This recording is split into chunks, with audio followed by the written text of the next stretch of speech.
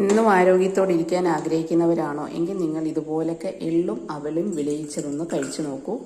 പ്രായഭേദമന്യേ എല്ലാവർക്കും കഴിക്കാൻ പറ്റിയ വളരെ ഹെൽത്തി ആയിട്ടുള്ള ഒരു വിഭവമാണിത്. പ്രത്യേകിച്ച് ഈ ഒരു കർക്കിടക മാസത്തിൽ നിങ്ങൾക്ക് ആർക്കും കഴിക്കാൻ പറ്റിയ ഒരു വിഭവമാണ്.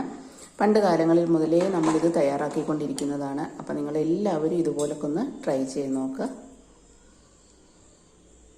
ഹായ് ഫ്രണ്ട്സ്, എല്ലാവർക്കും മിനീസ് ബ്യൂട്ടി ടിപ്സ് ആൻഡ് കിച്ചൻ്റെ പുതിയൊരു വീഡിയോയിലേക്ക് ഒരിക്കൽ കൂടി സ്വാഗതം. ഇന്ന് ഞാൻ വന്നിരിക്കുന്നത് കർക്കിടക സ്പെഷ്യൽ ഒരു റെസിപ്പിയുമായിട്ടാണ്. ഈ ഒരു മാസം എന്ന് പറഞ്ഞാൽ ആരോഗ്യത്തിന് ഏറെ പ്രാധാന്യമുള്ള ഒരു മാസമാണ് അല്ലേ. മഴക്കാലം വരവാകുന്നതോടുകൂടി നമ്മുടെ ശരീരത്തിൻ്റെ രോഗപ്രതിരോധ ശേഷി കുറയുകയും ദഹനശക്തി കുറയുകയും ഒക്കെ ചെയ്യുന്ന ഒരു സമയമാണിത് അല്ലേ. ഈ ഒരു സമയത്ത് നമുക്ക് ആയുർവേദ വിധിപ്രകാരമുള്ള ഒരു പ്രത്യേക ഭക്ഷണം പണ്ട് കാലം തൊട്ടേ പതിവായിട്ട് എല്ലാവരും ഫോളോ ചെയ്തുകൊണ്ടിരുന്നതാണ്. നമ്മുടെ ശരീരത്തിലെ രോഗപ്രതിരോധ ശക്തി കൂടാനും രോഗങ്ങളിൽ നിന്നും നമ്മളെ മഴക്കാലത്തെ രോഗങ്ങളിൽ നിന്നും അത്യാവശ്യമായ ഊർജം തന്ന് രക്ഷപ്പെടുത്താനും ഒക്കെയുള്ള ഒരു റെസിപ്പിയാണ് ഞാനിന്നിവിടെ തയ്യാറാക്കുന്നത്. അപ്പോൾ അതിനായിട്ട് ഞാനിവിടെ 1 കപ്പ് എള്ളാണ് എടുത്തിരിക്കുന്നത്.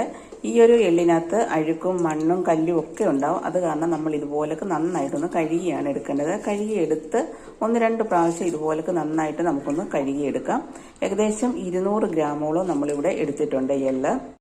നമ്മുടെ ശരീരത്തെ രോഗങ്ങളിൽ നിന്നും രക്ഷിച്ച് മഴക്കാലത്ത് ശരീരത്തിന് ആവശ്യമായ ഊർജ്ജ ഉന്മേഷവും ഒക്കെ നൽകാൻ നമ്മൾ പണ്ട് കാലം തൊട്ടേ ഈ ഒരു കർക്കിടക മാസത്തിൽ പ്രധാനമായിട്ടും തയ്യാറാക്കുന്ന ഒരു ഔഷധക്കൂട്ടാണിത്. ആ ഒരു ഔഷധക്കൂട്ടാണ് ഞാനിന്നിവിടെ തയ്യാറാക്കുന്നത്. പ്രായഭേദമന്യേ കുട്ടികൾക്കും മുതിർന്നവർക്കും എല്ലാവർക്കും കഴിക്കാൻ പറ്റിയ ഹെൽത്തി ആയിട്ടുള്ള ഒരു വിഭവമാണിത്. അപ്പോൾ എള്ളെല്ലാം ഞാൻ നന്നായിട്ടൊരു 3-4 പ്രാവശ്യം ഒന്ന് കഴിയതിന് ശേഷം ഇതുപോലെ ഒരു അരിപ്പ എടുത്തിട്ട് അരിപ്പയിലേക്കൊന്ന് ഒഴിച്ചു വെച്ചിട്ടുണ്ട്. അപ്പോൾ ഇത് കുറച്ച് സമയം കഴിയുമ്പോഴേക്കും ഈ വെള്ളം ഒന്ന് തോർന്ന് കിട്ടും. അതല്ല നിങ്ങൾക്ക് നല്ലപോലെ കുറേ സമയം കൂടുതൽ വെക്കാതിരിക്കാൻ നമുക്ക് പെട്ടെന്ന് എടുക്കണമെന്നുണ്ടെങ്കിൽ ഒരു കോട്ടൺ തുണി വെച്ചിട്ട് നമുക്കിതൊന്ന് തുടച്ചെടുക്കാവുന്നതാണ്. അപ്പം നമുക്കിത് സൈഡിലോട്ടൊന്ന് മാറ്റി വെക്കാം. വെള്ളം ഒന്ന് തോർത്തി കളഞ്ഞിട്ട് നമുക്കെടുക്കാം. ഇനി ഇതിലേക്ക് നമ്മൾ ചേർക്കാനായിട്ട് കരിപ്പട്ടിയാണ് എടുത്തിരിക്കുന്നത്. കഴിവതും നിങ്ങൾ കരിപ്പട്ടി തന്നെ എടുക്കാൻ നോക്കണം. കരിപ്പട്ടി ഇല്ലെങ്കിൽ മാത്രം നിങ്ങൾ ഉണ്ട ശർക്കര എടുത്താൽ മതി. ഞാനിവിടെ 1/2 കിലോ കരിപ്പട്ടിയാണ് എടുത്തിരിക്കുന്നത്. നമ്മൾ ഇത്രയും എടുക്കുന്നതിന് 1/2 കിലോ ആണ് അളവ്. അപ്പോൾ ഇനി ഇത് നമുക്കൊന്ന് പൊട്ടിച്ചെടുത്തുകൊണ്ട് വരാം. അപ്പോൾ ഞാനിവിടെ എല്ലാം ഒന്ന് പൊടിച്ചിട്ടിട്ടുണ്ട്. ഇനി ഇതിലേക്ക് നമുക്ക് 1 കപ്പ് വെള്ളവും കൂടി ഒഴിച്ചു കൊടുത്ത് നന്നായിട്ടൊന്ന് ഉരുക്കിയെടുക്കാം. ഈ ഒരു കരിപ്പട്ടി എന്ന് പറഞ്ഞാൽ നമുക്ക് അയണും മഗ്നീഷ്യവും ഒക്കെ ധാരാളം അടങ്ങിയിട്ടുണ്ട്. രക്തക്കുറവുള്ളവർക്കൊക്കെ വളരെ നല്ലതാണ്. വളരെ ഹെൽത്തി ആയിട്ടുള്ള ഒരു ഐറ്റമാണ്. ഇനി നമുക്കിതൊന്ന് ഉരുകി വരുന്നിടം വരെ ഒന്ന് വെയിറ്റ് ചെയ്യാം. അപ്പോൾ നമ്മുടെ എള്ളെല്ലാം നല്ലപോലെ ഒന്ന് വെള്ളമൊക്കെ വാർന്നൊന്ന് തോർത്തെടുത്തിട്ടുണ്ട്. നല്ലപോലെ തുടച്ച് ഞാനൊന്ന് എടുത്തിട്ടുണ്ട്. അപ്പോൾ ഒട്ടും ജലാംശം ഇല്ലാതാണ് ഇരിക്കുന്നത്. ഇനി ഇത് നമുക്ക് വറുത്തെടുക്കാനായിട്ട് ഞാനിവിടെ അടികട്ടിയുള്ള ഒരു പാത്രമാണ് വെച്ചിരിക്കുന്നത്. നമുക്ക് കുറച്ച് അടികട്ടിയുള്ള പാത്രം തന്നെ എടുക്കണം. അതാണ് ഞാനിത് എടുത്തിരിക്കുന്നത്. ഇനി ഇതിലേക്ക് നമ്മൾ എടുത്തു വെച്ചിരിക്കുന്ന ഈ ഒരു എള്ളൊന്ന് ഇട്ട് കൊടുക്കാം. എള്ളിനകത്ത് ധാരാളം മഗ്നീഷ്യവും കാൽസ്യം അയണും ഒക്കെ അടങ്ങിയിട്ടുണ്ട്. വിളർച്ച, നടുവേദന ഇതിനൊക്കെ വളരെ നല്ലതാണ്. PCOD പ്രശ്നങ്ങളുള്ളവർക്കൊക്കെ ഇത് വളരെയധികം നല്ലതാണ്. ഇനി നമുക്ക് ഇത് ലോ ഫ്ലെയിമിലിട്ട് നന്നായിട്ടൊന്ന് വറുത്തെടുക്കാം. അപ്പം നിങ്ങൾക്ക് ഇന്നത്തെ ഈ ഒരു വീഡിയോ യൂസ്ഫുൾ ആണെന്ന് തോന്നുന്നുണ്ടെങ്കിൽ ഒന്ന് മറക്കാതെ സബ്സ്ക്രൈബ് ചെയ്ത് സപ്പോർട്ട് കൂടി ചെയ്തേക്കണേ. ബെല്ലൈക്കൻ പ്രസ് ചെയ്ത് ഓളെന്ന് കൊടുത്ത് എൻ്റെ വീഡിയോയുടെ നോട്ടിഫിക്കേഷൻസ് ഒക്കെ നിങ്ങൾക്ക് കിട്ടുന്നതായിരിക്കും. ഇഷ്ടപ്പെട്ടാൽ ഷെയർ ചെയ്യാൻ, ലൈക്ക് ചെയ്യാനും, ഹൈപ്പ് ചെയ്യാനും, കമൻറ്റ് ചെയ്യാനും മറക്കരുതേ. അപ്പോൾ നമ്മുടെ എള്ളൊന്ന് ഏകദേശം ഒന്ന് പാകമായി വരുന്നുണ്ട്. പാകമായി വരുന്ന സമയത്ത് ഈ എള്ള് ചെറുതായിട്ട് പൊട്ടുന്നത് നിങ്ങൾക്ക് കേൾക്കാം. എള്ളൊക്കെ ഒന്ന് പൊട്ടി കഴിയുമ്പോഴേക്കും നമുക്ക് പെട്ടെന്ന് വേറൊരു പാത്രത്തിലേക്ക് തന്നെ മാറ്റാവുന്നതാണ്. ഇപ്പോൾ നിങ്ങൾക്ക് ആ ഒരു സൗണ്ട് കേൾക്കാവുന്നതില്ലേ.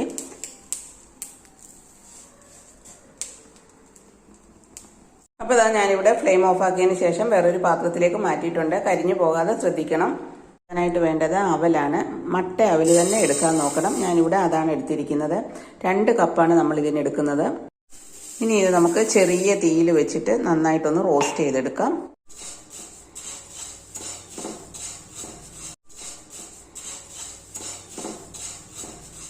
അപ്പോൾ നമ്മുടെ അവല് ഇവിടെ റെഡി ആയിട്ടുണ്ട്. അപ്പോൾ അവല് നല്ലപോലെ മൂത്തിട്ടുണ്ടോയെന്ന് അറിയാൻ ഇതുപോലെ ഒരെണ്ണം എടുത്തൊന്ന് പൊടിച്ച് നോക്കിയാൽ മതി. പൊടിച്ചിട്ടുണ്ടെങ്കിൽ അത് നമ്മുടെ അവല് റെഡി ആയിട്ടുണ്ട്. ഇനി ഇത് നമുക്ക് സൈഡിലോട്ടൊന്ന് മാറ്റി വെക്കാം. ഇനി നമുക്ക് വേണ്ടത് 1 ഗ്ലാസ് കപ്പലണ്ടിയാണ് ഞാനിവിടെ എടുത്തിരിക്കുന്നത്. ഇത് വറുത്തതാണ്. അപ്പം നമുക്ക് ചെറുതായിട്ടൊന്ന് ചൂടാക്കി ഇതിൻ്റെ തൊലിയൊക്കെ ഒന്ന് കളഞ്ഞു കൊണ്ടുവരാം. വറക്കാത്ത കപ്പലണ്ടിയാണെങ്കിൽ നിങ്ങൾക്ക് വറുത്തെടുത്തതിന് ശേഷം ഇതിൻ്റെ തൊലി കളഞ്ഞെടുക്കാവുന്ന. ഇതാണ് നമ്മൾ ജസ്റ്റ് ഒന്ന് ചൂടാക്കി എടുക്കുന്നതേ ഉള്ളൂ, വറുത്തതായതുകൊണ്ട്. അപ്പോൾ ഇതൊന്ന് ചൂടായിട്ടുണ്ട്. ഇനി നമുക്കിതിൻ്റെ തൊലി കളഞ്ഞൊന്ന് എടുത്തുകൊണ്ട് വരാം. ഇനി നമുക്കൊരു പാത്രം വെച്ചതിന് ശേഷം അതിലേക്ക് നമുക്ക് 2 ടേബിൾ സ്പൂൺ നെയ്യ് ഒഴിച്ചു കൊടുക്കാം. ഇപ്പോൾ ഞാനിവിടെ 2 ടേബിൾ സ്പൂൺ നെയ്യ് ഒഴിച്ച് കൊടുത്തതിന് ശേഷം നമുക്കിതിലേക്ക് ഇനി ചേർത്ത് കൊടുക്കുന്നത് നമ്മൾ 1 കപ്പ് തേങ്ങ ചിരകിയതാണ്. ഇനി നമുക്കിതൊന്ന് ചെറുതായിട്ടൊന്ന് റോസ്റ്റ് ചെയ്തെടുക്കാം. ലോ ഫ്ലെയിമിൽ വെച്ചിട്ട് വേണം, കരിഞ്ഞു പോകരുത്. നമ്മളിതൊന്ന് റോസ്റ്റ് ചെയ്തെടുക്കാന്ന് പറഞ്ഞാൽ നമ്മൾ ഈ ഒരു തേങ്ങയിലേക്ക് ജലാംശം ഉണ്ടാവുമല്ലോ. അപ്പോൾ ഈ ഒരു ജലാംശം വറ്റി കിട്ടുകയും ചെയ്യും. തേങ്ങയിലെ ജലാംശം കാരണം അല്ലെങ്കിൽ ഇത് ഒത്തിരി ദിവസം ഇരിക്കത്തില്ല, ചീത്തയായി പോകും, കേടായി പോകും. അതുകൊണ്ടാണ് നമ്മൾ ഇതിന്റെ വെള്ളമൊക്കെ ഒന്ന് വറ്റി ഒന്ന് റോസ്റ്റ് ചെയ്ത് തേങ്ങ എടുക്കുന്നത്. അപ്പോൾ ഇതെല്ലാം റെഡിയായി വന്നപ്പോഴേക്കും നമ്മുടെ ശർക്കരപ്പാനി ഇവിടെ റെഡിയായി വന്നിട്ടുണ്ട്. ഇനി നമുക്കിത് തയ്യാറാക്കാം. അപ്പോൾ നമ്മുടെ തേങ്ങ ഇവിടെ നന്നായിട്ടൊന്ന് റോസ്റ്റ് ആയിട്ടുണ്ട്. ആ ഒരു ജലാംശമൊക്കെ ഒന്ന് പോയിട്ടുണ്ട്. ഇനി ഇതിലേക്ക് നമ്മൾ ഉരുക്കി വെച്ചിരിക്കുന്ന ശർക്കരപ്പാനിയാണ് ഒഴിച്ചു കൊടുക്കുന്നത്. അതുപോലെ തന്നെ ശർക്കരപ്പാനി നിങ്ങൾ ഒഴിച്ചു കൊടുക്കുന്നുണ്ടെ ഒന്ന് അരിച്ചൊഴിച്ചു കൊടുക്കണം, അഴുക്കൊക്കെ ഉണ്ടാവാൻ ചാൻസ് ഉണ്ട്. അപ്പോൾ ഞാനിവിടെ ഒരു അരിപ്പ വെച്ചിട്ടൊന്ന് ഒഴിച്ചു കൊടുക്കുന്നുണ്ട്.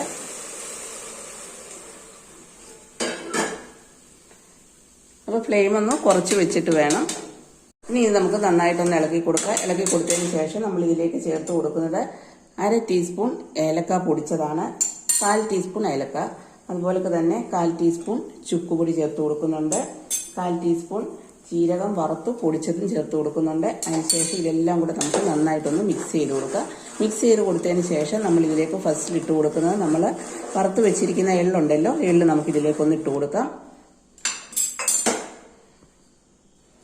എള്ളി ഞാനൊന്ന് ഇട്ട് കൊടുക്കുന്നുണ്ട്. അതുപോലെ തന്നെ നമ്മൾ പിന്നീട് എടുത്ത് വെച്ചിരിക്കുന്ന അവലുണ്ടല്ലോ, അവലോട് ഇതിലേക്കൊന്ന് ഇട്ട് കൊടുക്കാം. അതിനുശേഷം നമ്മൾ എടുത്ത് വെച്ചിരിക്കുന്ന കപ്പലണ്ടി ഉണ്ടല്ലോ, കപ്പലണ്ടി വറുത്തതും കൂടെ ഇതിലേക്കൊന്ന് ഇട്ട് കൊടുക്കാം. ഇട്ട് കൊടുത്തതിന് ശേഷം ഇതെല്ലാം കൂടെ നന്നായിട്ട് നമുക്കൊന്ന് ഇളക്കി കൊടുക്കാം.